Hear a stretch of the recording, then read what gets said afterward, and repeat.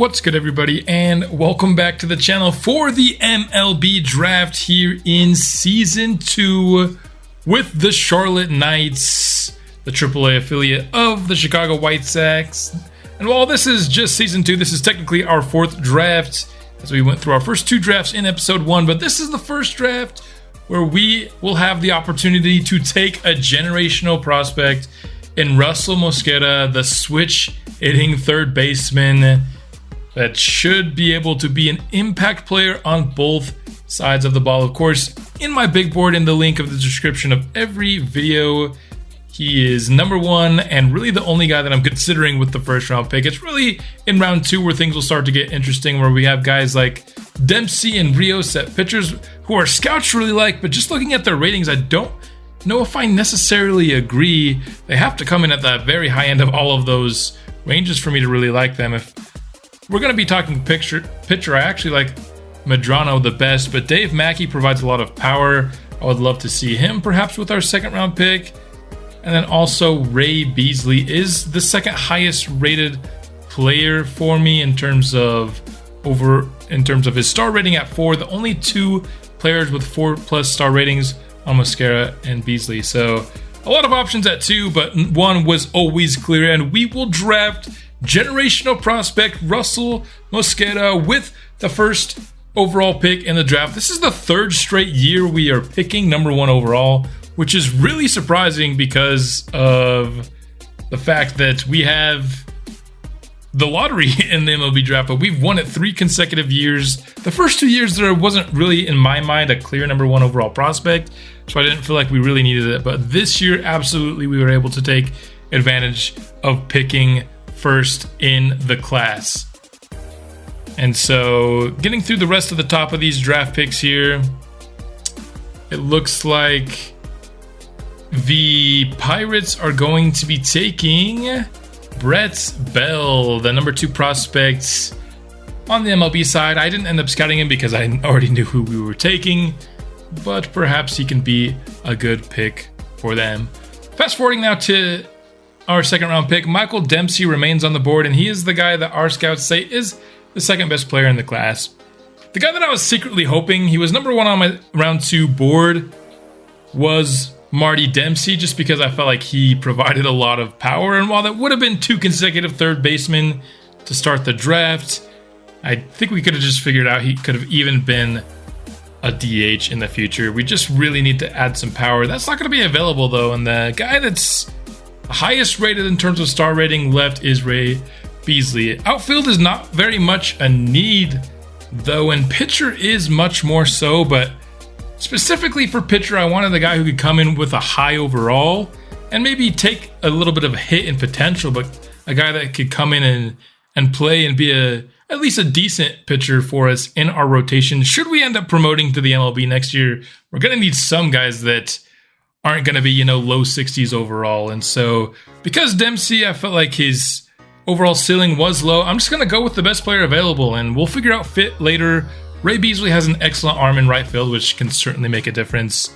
We need fielding as well, and while his fielding rating itself isn't great, I think his arm will make him a good fielder in the future. Let's fast forward now to round 3, and we've got a lot of pitching available. And now this is where I'm going to start to take the shots at maybe some guys with some potential to start out in the 70s overall, and maybe their potential won't be so great, but they could certainly be guys that, like I said, just can come in and not be super long-term projects.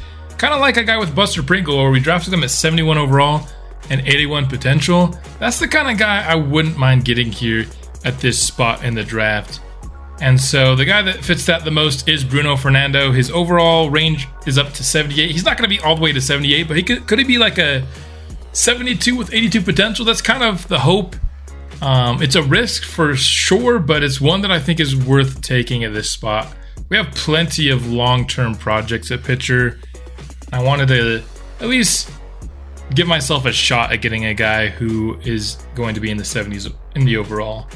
Now here in round 4, Victor Benitez certainly doesn't have a high ceiling, but I do like the fact that he'll be a good fielder. That's one of our top needs in the organization. Gustavo Pena is somebody that our scouts really like. They ranked him as the 35th best player in the draft. We don't have any scouting on him, however. Benito Guerrero would have to come in at the very high end of his ratings, as would Shane Casey, but those are a couple of guys that could come in and instantly be pitchers rated in the 70s. Or we could take Chad Love, and he's kind of the highest ceiling pitcher left. We ended up going with Victor Benitez. He was kind of our last chance to get a position player, and I like the fact that he's going to be a very high-end fielder. Now, here in round 5, we've only got a few guys left. I'll take the reliever here. Didn't scout him, but our scouts really liked him. And then lastly here, we've got Joaquin Zuniga and Chad Love. Chad Love, his overall is just going to be so low, even though he's going to have a high potential. I just feel like we have plenty of that kind of pitching already. So, you know, if you want the pick to look good on paper and be like, hey, we got a high B, low A potential here, then yeah, you take Chad Love, but the guy's going to be in the 50s overall at the maximum. That's just doesn't seem super great for me. So instead, we're going to just go off the board. I didn't like any of the pitchers left. And just maybe look for somebody that could at least play a backup role for us in the future. We're just going to take a complete shot in the dark with this 6th pick. And the position that I decided to target was catcher, just because we are going to need several catchers in this franchise. We've drafted, of course, our long-term starter in Kevin Sandoval, but once we promote to the MLB, we're still going to need catchers to play in the minors for us, or just be a backup catcher to Sandoval. So I put him on our board, and it really came down to, do we take a guy who's going to be a terrible overall with great potential, maybe a guy who's going to be a little bit higher ceiling, low floor in Joaquin Zuniga, or do we take just the absolute shot in the dark? Those were the 3 options available, and as you could tell, this 6th-round pick took me longer than any of the other picks. I just decided that I didn't really like either of the catchers, so why not just take a shot at somebody who could be terrible, but maybe we could like. So, one thing about this draft class is we did not get a lot of guys with high interest. As you see, everybody, there's one guy in our whole class out of the all 6 picks that had above 50% interest that I could even offer in week 1. And so this is going to be a pretty difficult class to eventually sign here. As we see through the first 2 periods, we're only going to have 1 person accept. And there's only 7 periods total, so you start to feel the pressure as Ray Beasley declines again. We can't really have these guys declining. Russell Mosqueda would thankfully agree. We offered him the max that we possibly could. If we end up not signing everybody, I'd be okay with it, especially with the 6th-round catcher where I didn't have really any reason to want him other than just to fill a spot, really. But now down to 12 days and down to 9, still not getting guys with 50%. Ended up taking the catcher off just so I could get more percent from the 2 slots available. And then, like I said, if I didn't end up signing the catcher, that would be fine. Here with 2 sessions remaining, we would end up signing everybody but our 6th-round catcher. And then at the very last day, he's only at 40%, but we offer him pretty much close to the max, and he would accept. He doesn't look very good at all, but like I said, he's just going to be probably a career minor leaguer, and we just need bodies at the catcher position, which was pretty much the thing that we drafted him for and nothing else, honestly. So it came down to the wire. I would not recommend this draft strategy of waiting until, like, just picking a bunch of players with less than 50% interest in you. It was easily the closest we've been to not signing people. But this draft class, honestly, not my best work. And I talked about it a little bit in the preview last episode that while it was great that we were getting a switch hitting generational player, but after that, it was kind of a draft that I didn't really find a lot of players that I really liked. But I think Ray Beasley has a chance to be a long-term outfielder for us. The rest of these guys, though, I don't know if we're going to have anybody that's truly going to be impactful at the MLB level. Bruno Fernando ends up being a little bit lower. I was hoping for, like, you know, low 70s overall with low B potential. Instead, we get high 60s with high C potential. He could certainly still be somebody for us, as his velocity and break numbers are actually really good, and his stamina's in a pretty good spot as well. So the things that are really hard to improve are in good spots. And who knows, maybe he can raise his potential a little bit and end up being, a low B guy. But Ray Beasley, his arm accuracy at 70, his arm strength at 62, that's going to be really good. The thing with him, though, he doesn't supply any of the real needs that I had going into the draft. It was just, I thought he was the best player available, and I took him. And so we'll figure out what's going on with our outfield later. But Mosqueda, obviously an incredible player. Power for left and righties, both at 73, and a switch hitter. Number one need was a power hitter, and we definitely filled that. We also got some decent fielding out of him, which was our number 3 need. Speaking of that number 3 need in fielding, Victor Benitez comes in with 81 fielding right off the rip. He's certainly going to be the best fielder of any middle infielder that we'll have on the team. And even though he's only going to be 61 overall, he might play as soon as next year just because he can make that impact as a fielder. And we have plenty of good hitters. I feel like we could maybe take a little bit of a loss there if we can get a good fielder, especially to play shortstop for the team. Going through the rest of the league here just to see where some of the best picks are. Sanchez, 58 with 85 is not bad. Forrest Reed, 47 is okay with mid-B potential. Some mid-Bs here, but so far I'm not really impressed with this class. Like, great, you had probably the best prospect we've seen yet in this series, but other than that, what are you doing here? It looks like we could have gotten a much better catcher there in the 6th round, but I ended up trying to find a guy who could maybe be a little bit more high floor, low ceiling, just because I wasn't expecting him to be a long-term starter. So that's why I went with the catcher that I went with, and it ended up being a terrible pick anyway, but that's fine. 59 with 91 potential here for Manny Rios. So he was one of the guys that our scouts really liked. 95 mile an hour fastball. He's got a cutter and a curve as well. Stamina's in a good spot.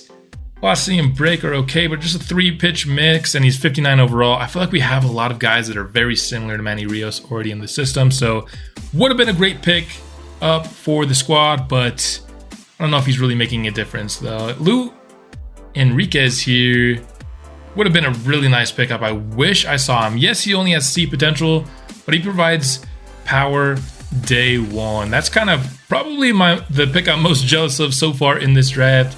Rob Hooper we had on our board, but 58 overall with just 80 potential is not something I'm going to miss too much. Getting an A potential reliever would have been fun here, but he is just 54 overall. Rolando Medrano ends up 58 overall, 88 potential. So yeah, these guys that our scouts said were top 5 players in the class are guys that are in the 50s overalls. That's not great. Now, they were right about Michael Dempsey. He ends up actually being pretty much at the max, one lower than the max on all these ratings. 81 walks per 9 is kind of nuts. Only 47 velocity though, and his fastball just barely gets up to 90. Stamina's in a great spot. Hits per 9 is terrible, and just not going to throw very hard at all. Still would have been a really good pick, and who knows, maybe he should have been the pick in the 2nd round. So I feel like maybe on Michael Dempsey over Ray Beasley. I still think that's debatable just because Michael Dempsey certainly has some pretty big flaws, but I mean, higher overall and higher potential. And then that first baseman that we saw that was already 74 overall with great power. Johnny Steen, he was actually kind of my favorite pitcher here. He ends up being 70 overall with 83 potential. That was the kind of guy I want. And he was my 2nd favorite round 2 target. He ends up going to the Mets in round 1, though. I would have picked Steen over Ray Beasley for sure, just because I thought he was the kind of pitcher I was looking for. And it turns out I was right. Unfortunately, just didn't have the opportunity to draft him. He would have fit that number 2 need perfectly, though, for us. So that was a good draft pick. Neil Garland is a pretty solid shortstop prospect here, picked with the Nationals' 2nd pick. Not incredible, but I think it was a really solid pick. Mid-60s with B potential is something you'd certainly take. And going through now, not a great draft by the Brewers. Pirates got some guys here. Brett Bell, they picked number 3 overall. Pretty solid pitcher, honestly. He's got a lot of these ratings in the 20s and 30s, though, so maybe not. He's got like defined strengths and weaknesses. And then Rich Geronimo is a pretty solid reliever pick here, though, for sure. I kind of like that one. It throws really hard. Kevin Sampson's a good high upside catcher that could make an impact at some point. He's got really good fielding, and he just doesn't have a very good arm, so maybe stealing a bag wouldn't be too hard. Eric Rogers, 68 overall with a potential. Pretty good. I mean, these guys that are going in the first round, I'm not going to be sad that we missed out on them because we picked a generational prospect, so we had the better first round pick in all these cases. Just kind of these guys. Eddie Trevino could have been, he was on our board for sure. Just, you know, a potential. Would have loved that. Just 60 overall. Wasn't really looking for these long-term projects at pitcher in this draft, but maybe we should have taken at least one. Garrett Baez here, 64 overall with B potential. Solid pickup by the Dodgers with their first round pick. Dave Mackey, the Giants took him in the first round. This was my number one guy I wanted with our second round pick just because he has some pretty great power and would be yet another switch hitter. Our lineup in this series, the fact that we've been able to get so many switch hitters is sick, and so I just wanted to keep that going with Dave Mackey. But of course, he wasn't there for us. 50 overall with 90 potential is another pretty cool long-term pick for them, but it's going to take so long for him to be worth much of anything. Buckley and Rosales is a good 1-2 punch, I think, for the Orioles, helping out their pitching. Really like the combination of stamina, velocity, and break we're seeing here.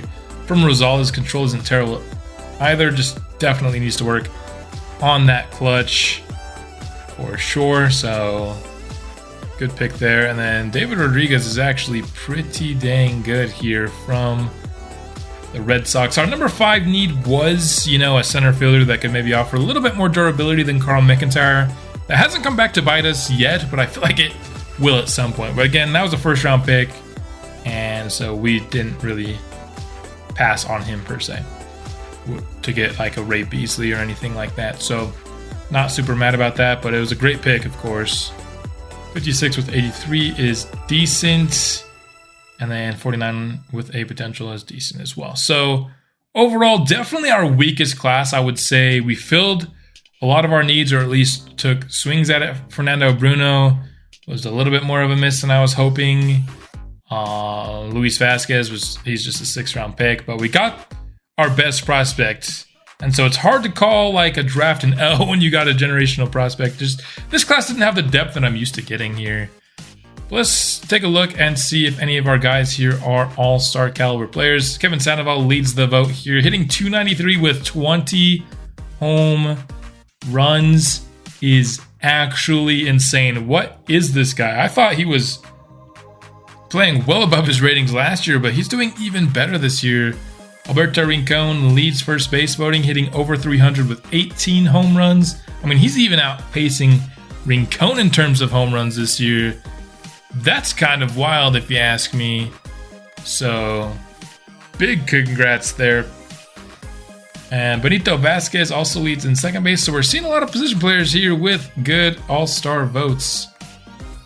Hitting 300 with 9 home runs. Could he be a candidate for Surprise Player of the Year? He only has deep potential. That could raise him up to C. Third base, we don't really have anybody. But I imagine that will change once we add Mosquera. Even if we go to MLB, that might change. Jason Gill leading with at an average over 300. 9 home runs, but obviously an excellent fielder as well with some speed. Could probably play center field. And then Alden Evans leads at right field, hitting over 300 with 10 home runs on the season. So there will be a lot of good representation. We're not going to play, or I guess watch, because that's what we do in this series, the All-Star game. But I do just want to kind of see who's leading us in various categories. Alden Evans has the most hits on the team. Jason Gill leads us in runs. And, I guess I was previously talking about at-bats instead of hits. But so Alden Evans leads us in both at-bats and hits, which makes sense. Kevin Sandoval with 20 home runs. And then Alberto Rincon with 18, just 2 apart. They're kind of the 2 big power guys for us this year. And what a bunch of awesome upgrades for Kevin Sandoval. Holy, and Alberto Rincon. His upgrades are looking really good as well. Contact coming up a lot. Power versus lefties hasn't been as good. It looks like a lot of his home runs are coming against righties this year, which is fine. Hitting righty pretty well. Jason Gill, +9 contact versus lefties is what you like to see for sure. Up to 85 on that. Cal McIntyre, +2 for both of his contacts, 5 and 4 for his powers. He continues to be a guy who, like, not every episode, but almost every episode he'll get like a minor injury, but we just haven't seen a major injury yet from him, and I'm just really worried that it's going to happen at some point soon. Velasquez, he's going down. He has another one of those minor injuries here at the end of July. This is when I'm looking at all these ratings. So these are accurate as of the end of this episode. I wasn't looking at these like middle of July or anything, but in terms of innings pitched, Moya leads us. Strikeouts, Buster Pringle has a 10 lead there. ERA, John May not doing too hot here. 6.05 ERA, 1.49 WHIP. Certainly not his best season. Bartolo Ordonez has the same ERA as he does WHIP, so that's cool. WHIP's not great, 1.54, but ERA at 1.54 is pretty good, if you ask me.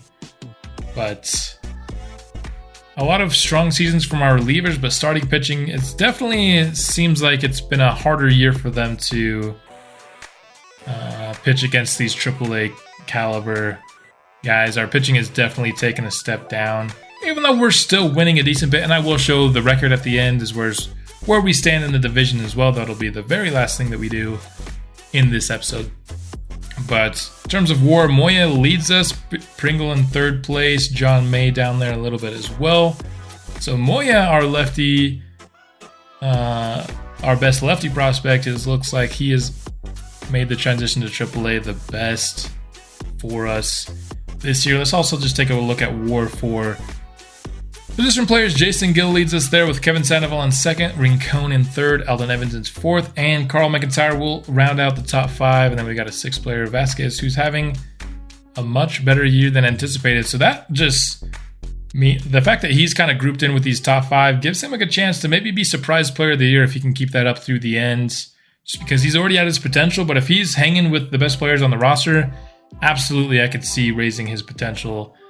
That's what awards like Surprise Player of the Year are for, is to reward players who are playing above their ratings. And I can certainly say that Vasquez has done that thus far. Just looking at a couple of ratings that I forgot to before, but Jason Gill has been striking out the most here. OPS, Alberto Rincon, over 900.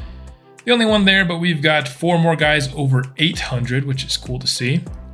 So overall, I think we're doing pretty well, and that is evidenced by our position in the standings. We're having a really good year, and we will be in contention to be in the playoffs up until the very end. It'll be interesting to see whether or not we make it.